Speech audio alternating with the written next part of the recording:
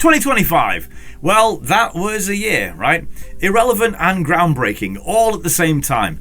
There was no defining movie this year, no really significant movies at all, if you think about it, although some got close.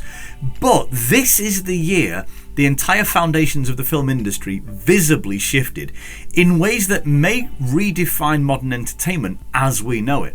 So let's break down what happened this year and why it matters for the future of movies, and especially sci-fi movies in that realm.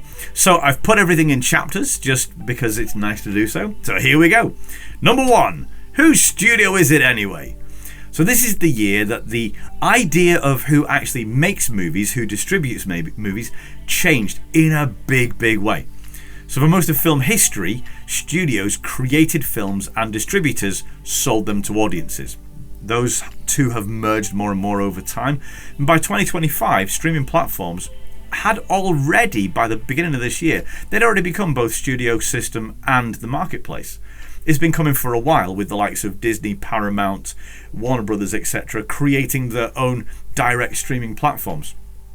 And then a few years ago, Amazon bought MGM, which pivotally changed streaming platforms into the big leagues of creator studios.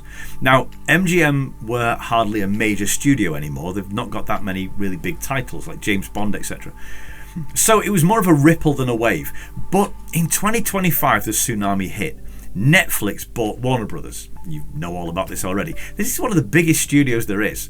And now Netflix is absorbing all of its titles, everything historically tied to its theatrical cinema prestige, and all of its filmmaking, and its superhero IP, and all of its other really great IP. And even without a completed deal at the time of filming, the signal is clear. Streamers are no longer competing with Hollywood, which has happened in the past. That's the way it's been. No. Now they're replacing Hollywood's entire structure. And this could be seismic in more ways than you think.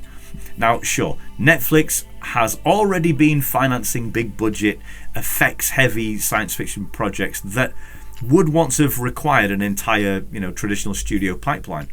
They've been doing that for a while now. While Amazon and Apple, etc., they're increasingly positioning their films as event cinema rather than just standard streaming content. Well, I don't think they can do it without a place to have that event, not your living room. This kind of thing has been evolving for a while, but consider this. Christopher Nolan exclusively released his films through Warner Brothers, all those amazing films, until Tenet, which, due to the 2020 lockdown, they did a day and date release thing. And they released it to streaming and theatres at the same time, the same day and date. It was likely necessary because not many people were brave enough to go to the cinemas wearing masks on. But Nolan wants his films watched on IMAX, not iPhone. And he was incensed. He was absolutely enraged. And this is the reason he left Warner Brothers and moved to Universal for Oppenheimer and now the upcoming Odyssey. And what's one of the deal breaker conditions of him dealing with Universal? A long theatrical window. And that's the time between the theatrical and the streaming release. So the window where it's only on at the big theatre. So big filmmakers, they want that time where it's exclusive at the cinema, where they can see their work on the biggest screen. And the heads at Netflix have already said, in the wake of the merger news, that theatrical releases just aren't that important. Nolan, I expect, Villeneuve and a bunch of other auteur filmmakers like the greats, they're likely to abandon Warner altogether because of this. They'll refuse to deal with them. And this is just the start of it. With less and less distributors seeing theatrical as important for anything other than the kind of guaranteed moneymakers, the big blockbusters. Well, mid-budget genre films, especially science fiction, they're going to continue migrating away from theatres. And while theatrical releases are going to become fewer, bigger, and I suspect will be framed more and more as cultural moments rather than just routine outings. They're no longer expecting you to just go to the movies often. They're going to take fewer risks and take bigger swings. So when they do go theatrical, studios are most likely to just throw everything at it, both the production and the marketing. These things are going to get bigger and fewer. And science fiction may well become the most aggressively used genre to justify the kind of scale and spectacle that they're going to throw at it more intensely, just less frequently, So I think theatres are in a bind here. Now they're going to want to stay afloat because, they do want to stay in business. So they're going to need regular punters, more regular than occasional blockbusters can provide. So with this, less frequent release from the big studios, well, what are the cinemas going to do? Well, we've already seen them screaming concerts, plays, live events, all sorts. Whatever gets bums on seats, they're really diversifying what they'll show, and it's been happening for years. It's entirely possible that they'll actually be open to approaches from smaller, even tiny distributors, indies, even independent filmmakers themselves. Much smaller productions from much smaller creators may now have a foot in the door to the biggest screen. And all because of Netflix. There may be a window here for something nobody saw coming. Well, except me, but Two. Who made this? Perhaps the 2025 shift that was the most unsettling, you probably already know where I'm going with this, it wasn't about distribution of media, but the creation of it. Who or what creates it? This is the year that AI stopped being a theoretical threat and became a viable, visible production tool, which is both good and bad. So after years of AI being used to subtly automate mundane tasks like denoising or rotoscoping, aka green screen, in the past year AI started to be openly used for image creation in areas like visual effects, background creation, concept art, pre-visualization, and particularly on science fiction and fantasy projects where the complexity of manually doing these things has traditionally meant extremely high costs.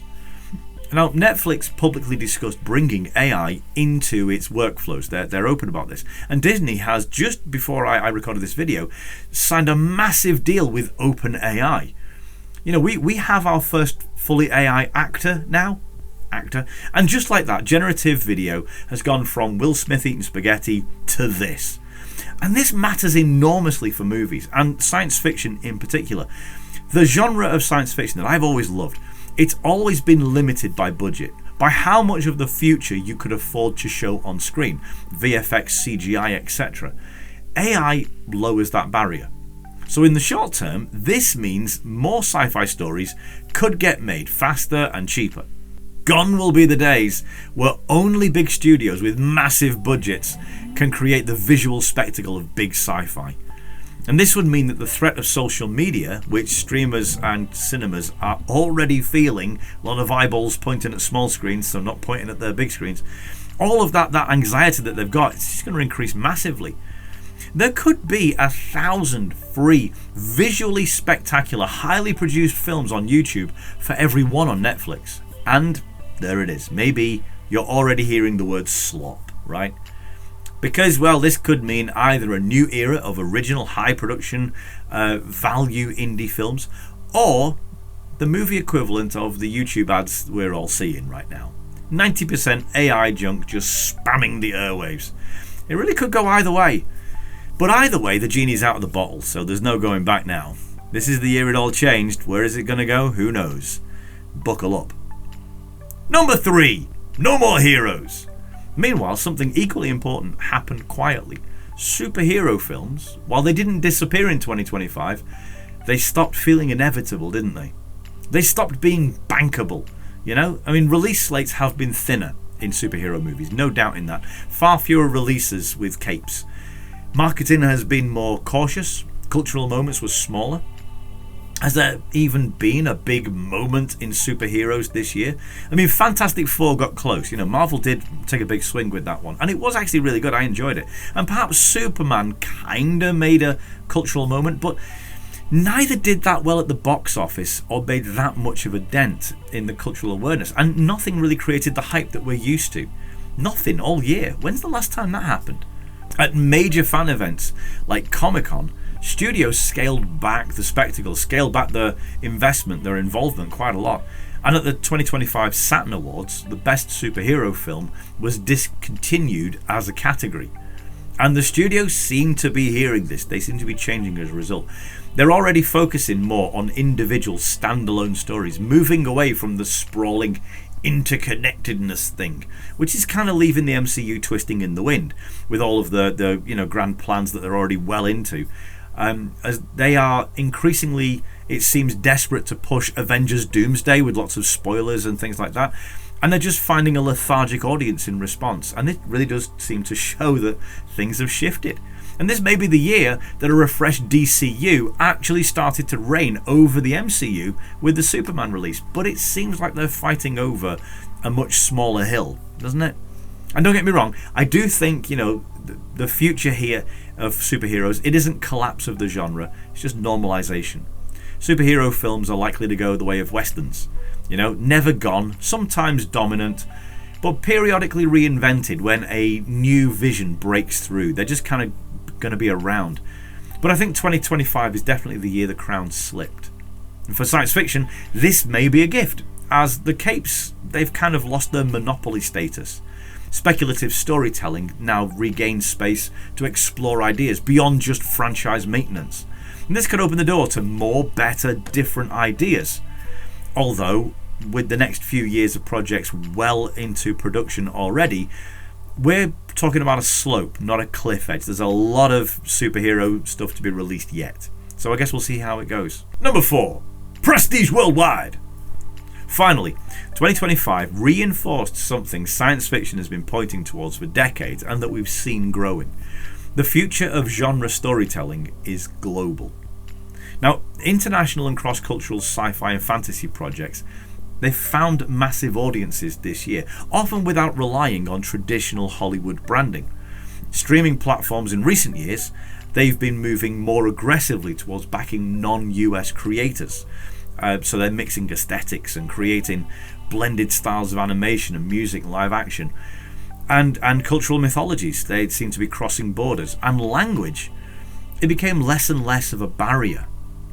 Through recent successes, things like Squid Game and Three Body Problem, and now this year's K-pop Demon Hunter winning Time's Breakthrough of the Year, we are seeing so much non-US material. Even the mighty Orange Boomer is threatening tariffs over it. Now don't get me wrong, a lot of the great Hollywood titles spanning decades were remakes of foreign movies or adaptations of foreign language novels. So look at Godzilla or Three Body Problem. But production is increasingly happening overseas and being financed by international bodies, along with the source material being international. The likely future is one where Hollywood science fiction is no longer the default center of gravity. The next culture-defining sci-fi story could come from anywhere. More and more, Hollywood is the tail, not the dog. And with that, taken together, we see that 2025 matters, but not for the reasons you might have thought. Not because it gave us the greatest films ever made, or any particularly good films. I don't think it did. Slim pickings this year at the cinema. But no, because it marked the moment where the systems underneath filmmaking changed. Streaming became the studio system. AI became a creative force, and one that we can't predict or know where it's going to take us. Superhero dominance definitely eased. And on-screen sci-fi became truly global. So it was an awful year for film in many ways, with so few great moments, but yet this may be the year that matters the most moving forward. And with that, thank you for joining me, not just today but this year. I hope I've entertained and informed you, and I look forward to, in the new year, finally releasing Ex Uno, the cinematic universe I've been created for years that hopefully predicted all of these lessons learned. So, have yourself a Merry Christmas and a very, very Happy New Year. God bless.